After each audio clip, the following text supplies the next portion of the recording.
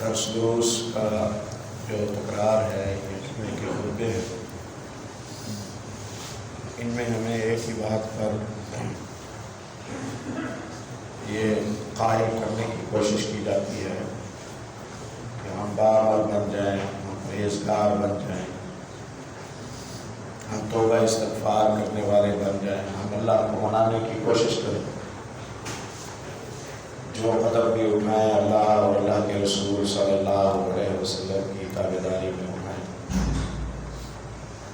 اگر ہم پابندی میں رہیں گے تو ہماری دنیا آسان، آخرت آسان، اللہ کے قریب، اللہ رب العزت کی محبت، محمد رسول اللہ صلی اللہ علیہ وسلم کی ہمسائیگی کا شرف، جنات الفردوس۔ اگر ہم نے نافرمانی کی زندگی گزاری تو انجام اس کا برعکس ہونے کا خطرہ ہے۔ ان حقائق سے ہم سب کو میں سے کسی کو کوئی انکار نہیں ہے۔ ہم سب یہ سمجھتے ہیں کہ ہمیں باعمل ہونا چاہیے اور ہمیں اللہ اور اللہ کے رسول صلی اللہ علیہ وسلم کا فرمانبردار ہونا چاہیے۔ انسانی فطرت ہے کہ یہ اچھی رفتار سے کام تب کرتا ہے جب اسے کسی فائدے کا لالچ ہو، فائدہ نظر آ رہا ہو تو یہ پھر اپنے آرام کو، اپنی صحت کو، اپنی نیند کو، اپنی اماؤں کو نہیں دیکھتا، یہ اس میں قدم ڈال دیتا ہے۔ اور اگر فائدہ نظر نہ آ رہا ہو، محض ترغیب ہو تو انسان کی وہ رفتار نہیں۔ میں اگر باعمل انسان بن جاؤں، آپ باعمل ہوں تو ہمیں کیا مفاد ملے گا؟ پیارے بھائیو، آخرت سے پہلے ہمیں دنیا کی زندگی کا سکھ ملتا ہے۔ دنیا میں جو قومیں آپس میں الجھی ہوئی تھی، اسلام کی برکت سے اللہ نے ان کی الجھنیں ختم کر دی۔ جو بھوک سے مر رہے تھے، اللہ نے ان کے گھروں کو مال، دولت اور آسائش و نعمتوں سے بھر دیا۔ جو غموں سے دو چار تھے، اللہ نے ان کے گھروں میں رونقیں اور خوشیاں آباد فرما دی۔ ایک بڑا عظیم فائدہ ہے باعمل ہونے کا، دین پر استقامت کے ساتھ چلنے کا، کہ خاتمہ ایمان کا اللہ بندے کو نصیب کرے۔ یہ یاد رکھیے کہ نعمتوں میں یہ بہت بڑی نعمت ہے کہ آخری وقت اللہ کی فرمانبرداری کا وقت ہے۔ اس کی دعا کیا کرتے تھے رسول اللہ صلی اللہ علیہ وسلم، اور اس کی حالت ایک نمائش کرنی چاہیے۔ آخری وقت عین فرمانبرداری کا وقت ہو، لا تموتن الا وانتم مسلمون۔ خیال کرنا تمہاری جب موت آئے تو فرمانبرداری کی حالت میں۔ ایک شخص تلبیہ کہہ رہا تھا اور وہ اپنی اونگلی سے گرا اور اس کی موت ہو گئی، گردن اس کی ٹوٹ گئی۔ پیارے نبی صلی اللہ علیہ وسلم نے فرمایا، اغسلوہ بماء وسدر وکفنوہ فی ثوبیہ اللتی مات فیہما۔ بیری کے پتے لے کر وہ پانی میں ڈال کر بیری کے پتوں والے پانی سے اسے نہلاؤ، غسل دو، اور اس کی احرام کی جو دو چادریں ہیں انہیں اس کے کفن کی چادروں میں شامل کر دو۔ قیامت کے دن جب یہ اللہ کے حضور پیش ہوگا تو انہ یبعث یوم القیامۃ ملبیا، قیامت کے دن یہ تلبیہ کہتے ہوئے اٹھے گا، لبیک اللہم لبیک کہتے ہوئے یہ حساب دینے جائے گا۔ جو لبیک لبیک کہتے ہوئے حساب دے گا، یقیناً اللہ اس کا حساب آسان فرمائے گا۔ تو گویا جس حالت میں کسی کی موت ہوئی، اسی حالت کے مطابق اس کے انجام کا سلسلہ ہے۔ اس لیے موت ہمیشہ استقامت کی، عزیمت کی، خیر کی مانگے۔ اور اگر کسی شخص کی موت کے وقت آپ اس کے قریب ہیں تو آپ کی ذمہ داری ہے کہ اسے کلمے کی تلقین کریں، اسے کہیں کہ قل لا الہ الا اللہ۔ نبی صلی اللہ علیہ وسلم میت یعنی مرنے والے کے پاس بیٹھ کر خود کلمے کا ورد نہیں کرتے تھے، بلکہ مرنے والے سے آپ کہتے تھے کہ کہو لا الہ الا اللہ۔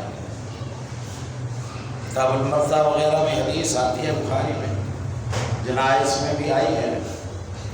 آپ صلی اللہ علیہ وسلم کی خدمت میں ایک یہودی لڑکا آیا کرتا تھا، آپ کی خدمت کیا کرتا تھا، مانوس تھا آپ سے، عبد القدوس نام اس کا بتایا گیا ہے، اور اس کے متعلق سنا آپ صلی اللہ علیہ وسلم نے کہ وہ بیمار ہو گیا ہے، تو آپ تیمارداری کے لیے تشریف لے گئے۔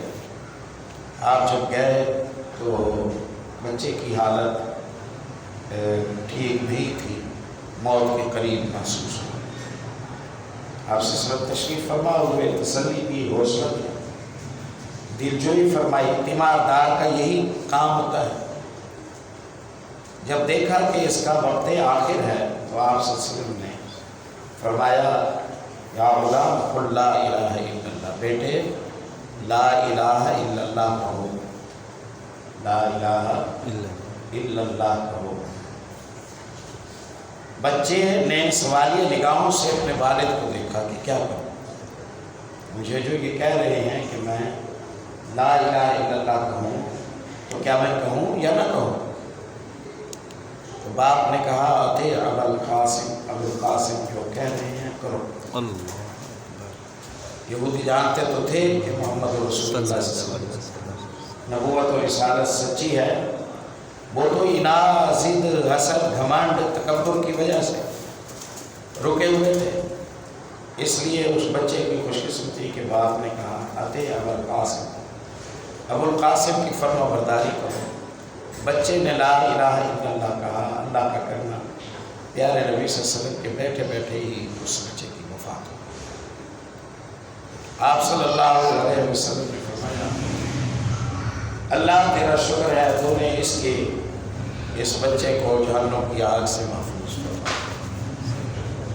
تو اپنا وقت آخر آئے تو اعمال صالحہ کو بہتر کرے، اور کسی کا وقت آخر ہو تو اس کی رپورٹیں چیک کرنے اور اس کے بیماریوں خرچوں کے معاملات میں باتیں کرنے یا اسے ویسے سہلانے پھسلانے سے بہتر یہ ہے کہ آخر وقت ہے تو گھبرائیں نہ، حوصلہ رکھیں، تسلی رکھیں، مایوس نہ ہو، قوت ارادی کو مستحکم کریں، اللہ کی مدد سے ہمت کریں، اسے کہیں قل لا الہ الا اللہ، کہو لا الہ الا اللہ، اس سے کہلوائیں۔ خود آپ 100 بندے جمع ہو جائیں گے اور سب نعرے لگائیں گے لا الہ الا اللہ، لا الہ الا اللہ، ممکن ہے ان بلند آوازوں کی وجہ سے وہ کسی بے چینی کا شکار ہو اور وہ کوئی اور فون کہہ دے کہ آخری ٹائم ہے، اس کا سانس اس کی نکل رہی ہے، گھٹن ہے، بے چینی ہے، بے قراری ہے، اس میں تنگ آ کر وہ کوئی غلط بات نہ کہے۔ ویسے بھی مسنون عمل اپنانا چاہیے، جیسے میں نے یہاں ذکر کیا ہے۔ آپ نے خود ورد نہیں شروع کر دیا تھا کہ مجھ سے سن کر وہ بھی کہے۔ آپ صلی اللہ علیہ وسلم نے اس سے کہا قل لا الہ الا اللہ، کہو لا الہ الا اللہ۔ آپ نے ابو طالب سے بھی یہی کہ یام میں قل لا الہ الا اللہ کلمۃ احاج لک بہا عند اللہ۔ آخری وقت ہے چچا کا، کہا چچا جان لا الہ الا اللہ کہیں، کم از کم میں اللہ کے حضور کہنے جوگا ہو جاؤں کہ میرے چچا نے اپنی موت کے وقت اللہ کے نگاہ داری کو تسلیم کرنے تھا، میری سفارش اس کے حق میں قبول فرما۔ البتہ اس بدقسمت نے کلمہ نہیں پڑھا اور اس نے کہا وعلی ملت عبد المطلب، میں اپنے ابا کے دین پر دنیا چھوڑ کے جا رہا ہوں، دنیا مجھے یہ نہ کہے کہ مرتے ہوئے ڈر گیا اور باپ دادا کا دین چھوڑ گیا۔ یہ دنیا کیا کہے، دنیا کیا کہے، دنیا کیا کہے، ایسے بزدلوں کا بیڑا غرق کر جاتا ہے یہ جملہ۔ اللہ تعالیٰ محفوظ فرمائے۔ تو دنیا کہتی رہے جو مرضی کہے، تو اپنی خبر ٹھیک کر، لیکن نہیں، قسمت میں نہیں تھا، نہیں اس نے۔ ہم دیکھتے ہیں صحابہ تابعین کو اللہ نے ان کو اعمال اعمال صالحہ کی توفیق تھی. کل مثال بیان ہوگی، اس کے علاوہ ہوتی رہتی ہے کہ ان کے یہاں یہ تو سوال ہی پیدا نہیں ہوتا تھا کہ نبی صلی اللہ علیہ وسلم کے کسی حکم سے وہ پیچھے ہٹ جائیں، جیسا مرضی ہو، جتنا بھاری حکم کیوں نہ ہو تسلیم کرنا ان کے یہاں طے شدہ تھا. اس لیے شرح حدیث کے بڑے خوبصورت جملے ہم حدیث کے حوالے سے پڑھتے ہیں. محدثین حدیث بیان کرتے ہیں، حدیث مسئلہ کوئی بیان کرتے ہیں، بعض دفعہ مفتی کا فتویٰ اس کے علاوہ ہوتا ہے، مفتی کا فتویٰ اس کے علاوہ ہوتا ہے. شارح جب لکھتا ہے وہ کہتا ہے حدیث میں یہ آیا، سمجھ یہ آیا، ایسا ہونا چاہیے، لیکن افسوس کی بات ہے کہ فلاں نے تو یوں لکھا ہے. اب پڑھنے والا سوال کرتا ہے مولوی صاحب آپ بھی فیصلہ کرتے ہیں، پھر فلاں نے جو حدیث کے خلاف لکھا ہے تو یہ کس درجے کا ہے بندہ، اس پر کیا فیصلہ ہے، اس کے متعلق کیا کہنا چاہیے، ٹھیک تھا، غلط تھا، کرنا چاہیے، نہیں کرنا چاہیے. اکثر آپ دیکھتے ہیں علامہ ابن حجر رحمۃ اللہ علیہ دیگر وہ جب لکھتے ہیں وہ کہتے ہیں کہ ہمیں یہ لگتا ہے کہ انہیں یہ حدیث پہنچی نہیں، ورنہ کیسے ہو سکتا ہے کہ رسول اللہ صلی اللہ علیہ وسلم کا عمل پہنچے اور پھر وہ رسول اللہ کے عمل سے انکار کرے. مزہ ہے نا بات. انہوں نے رسول اللہ صلی اللہ علیہ وسلم کی تابعداری کو بھی بچایا اور انہوں نے مخالفت کرنے والے کے عذر اور مجبوری کو بھی تلاش کیا، لیکن اس مجبوری کو بنیاد بنا کر انہوں نے قرآن و حدیث کے مسئلے کو بدلا بھی. انہی استقامتوں کا برکت تھی، اسی اچھی صورت اور اسی اچھی سیرت اور اسی عمدہ کردار کا یہ نتیجہ تھا. اللہ نے اپنے پیاروں کو جو موتیں دی ہیں وہ بڑی استقامت کے عالم میں دی ہیں. اوپر والے مایوس و پریشان ہوتے تھے اور مرنے والا وہ مطمئن ہوتا تھا. وہ ہم نے کہیں پڑھا تھا جناب صدیق رضی اللہ عنہ بیمار ہوئے اور جب لگا کہ اب میرا وقت آخر ہے تو انہوں نے مشاورت شروع کر دی کہ پیچھے خلیفہ کسے بنایا جائے. الگ الگ طبقات سے کئی دن مشاورت کرتے رہے، آخر اس نتیجے پر پہنچے کہ عمر بن خطاب رضی اللہ تعالیٰ عنہ کو یہ سیٹ دی جائے. سب سے مشورہ ہوا، بدریوں سے، مہاجرین سے، انصاریوں سے، اہل بیت سے، کبار سے، صغار سے، سب مشاورت ہو کے فیصلہ ہو. آخر اعلان کیا ایک دن کہ میں نے یہ سوچا ہے. لوگوں نے موافقت کی، لوگ راضی تھے. وہ ابو بکر کے بعد رضی اللہ تعالیٰ عنہ اللہ کی زمین پر اگر کوئی اونچے درجے والا صف اول کا پہلا بندہ تھا تو وہ عمر بن خطاب. اس میں اہل اسلام میں کوئی دو رائے نہیں، سب یہی سمجھتے. آخری ٹائم ہے، ایک شخص آیا، اس نے آ کے کہا اے ابو قحافہ کے بیٹے، آپ نے ایک سخت مزاج بندے کو امت پر مسلط کر دیا ہے. اللہ کے پاس جاتے جاتے یہ آپ نے کیا کیا؟ اللہ کو کیا جواب دیں؟ کہا تو کہتے ہو اللہ کو کیا جواب دوں گا؟ کہاں ایسے ہی ہے. کہا مجھے اٹھا کے بٹھاؤ. سہارا دیا، اٹھا کے بٹھایا. اٹھ کے بیٹھے تو کہا اگر اللہ پوچھے گا کہ عمر ابن خطاب کو کیوں مقرر کر کے آئے تھے تو میں اللہ سے کہہ دوں گا اللہ تیرے نبی نے جو ضابطے، جو انصاف، جو قاعدے، جو میرٹ، جو طریقے سکھائے تھے ان طریقوں کو اپنا کر میں نے انصاف سے دیکھا، مجھے عمر ابن خطاب سے بہتر بندہ کوئی نظر نہیں. ضمیر میرا مطمئن ہے، اللہ پوچھے گا تو کہہ دوں گا کہ اللہ جسے میں نے حق سمجھا وہی میں نے کیا. انہوں نے کہا بڑا سخت مزاج ہے. تو ابو بکر صدیق رضی اللہ عنہ نے بڑی خوبصورت بات کی. انہوں نے کہا وہ سخت اس لیے ہیں کہ انہیں لگتا ہے کہ میں نرم ہوں، انہیں لگتا ہے کہ میں نرم ہوں، اس لیے وہ سخت ہوتے ہیں. جب بوجھ ان کے قدروں پر آ جائے گا تو ان کی سختی نرمی ہو جائے گی، ان کی سختی قربان جائیں. یہ شاگرد آخر محمد رسول صلی اللہ علیہ وسلم.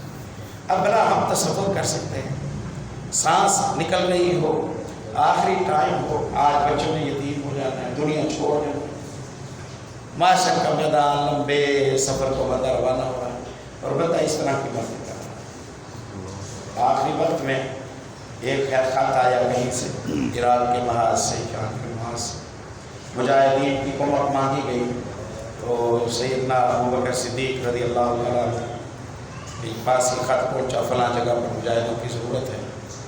اسی وقت عمر بن خطاب رضی اللہ عنہ آیا اور کہا کہ اللہ کی رضا کے لیے کچھ عمل ایسے ہوتے ہیں جو اللہ نے دن میں مقرر کیے ہیں، وہ عمل اگر رات کو کیے جائیں تو اللہ قبول نہیں کرتا۔ سبحان اللہ۔ اور اللہ کی رضا کے لیے کچھ عمل ایسے ہیں جو اللہ نے رات میں مقرر کیے، اگر وہ عمل دن کو کیے جائیں تو اللہ قبول نہیں کرتا۔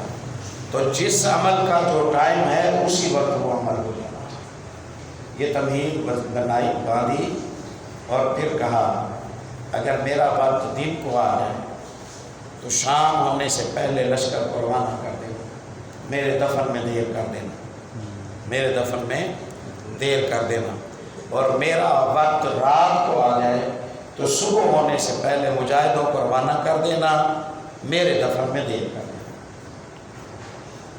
اگر صحیح ٹائم پر کام کرنے کے حوالے سے کوئی غفلت مناسب ہوتی تو میں اب نبی کریم صلی اللہ علیہ وسلم کی وفات کے بعد آپ کی تدفین سے پہلے خلافت کے مسئلے کا جو بے چینی اٹھی ہوئی تھی اس کو حل پہلے میں نہ کرتا۔ رسول اللہ صلی اللہ علیہ وسلم کی وفات ہو گئی، خلافت کا مسئلہ اٹھا، ڈر گئے صدیق اکبر رضی اللہ عنہ، اگر پہلے تدفین ہو جاتی ہے محمد رسول اللہ صلی اللہ علیہ وسلم، لوگ ریلیکس ہو جائیں گے اور جم کے لڑیں گے، تحریکیں دو طرفہ پیدا ہو جائیں گی، امت مسلمہ پہلے دن سے لڑائی کا شکار ہو جائے گی۔ اس لیے اب ہر کسی کو جلدی ہے کہ محمد رسول اللہ صلی اللہ علیہ وسلم تجہیز و تکفین ہو، ان کی اس جلدی سے فائدہ اٹھاتے ہوئے پہلے اس اختلاف کی جنگ یہی ختم کی جائے،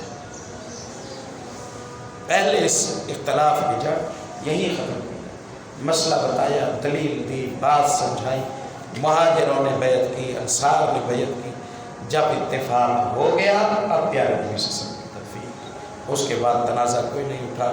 مفکر امت نے امت محمد صلی اللہ علیہ وسلم پر اتنا بڑا احسان کیا، اگر تدفین نبی صلی اللہ علیہ وسلم کو مقدم کر دیتے تو ریلیکس ہو کر جھگڑا ہوتا، آج تک جھگڑا، امت مسلمہ خون خرابے کا شکار ہو جاتی، لڑائیوں خون کا شکار ہو جاتی، اور سلطنت اسلامیہ کی شاید اینٹ سے اینٹ بن جاتی، لیکن صحیح موقع پر صحیح قدم۔ تو اللہ جب بندے پر اپنا کرم کرتا ہے، من طال عمرہ وحسن عملہ، اللہ اسے لمبی عمر دیتا ہے، دانائی دیتا ہے، عمل اچھے دیتا ہے، اور اس کی جو موت ہے، موت کے وقت اسے ہر طرح کی مایوسی سے، ہر طرح کی بے چینی اور گھبراہٹ سے، ہر طرح کی اللہ کے متعلق بدگمانی سے بچا کر مطمئن اسے موت دیتا ہے، اور اس کا خاتمہ ایمان کی سلامتی کی حالت میں۔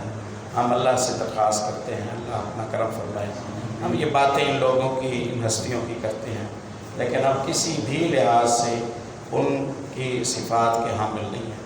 اللہ نے پردہ ڈالا ہوا ہے، اس پردے کو قائم رکھے، ہمیں توبہ کی توفیق نصیب فرمائے، اور ہم سب کے لیے ایمان پر خاتمے کا فیصلہ فرمائے۔ موت کا وقت ہو، استقامت کی حالت ہو، اللہ کی ملاقات اور زیارت کا شوق ہو، بے چینی اور گھبراہٹ سے نکلے ہوئے ہوں، مایوسی سے نکلے ہوئے ہوں، اللہ کو خوش اور راضی ہو، موت کی تکلیفوں سے بچاتے ہوئے اللہ فیصلہ کر چکا ہو کہ یہ ڈائریکٹ جنتی ہے، اور پھر اللہ اپنی رحمت سے ہمیں اپنے پاس سبحان اللہ۔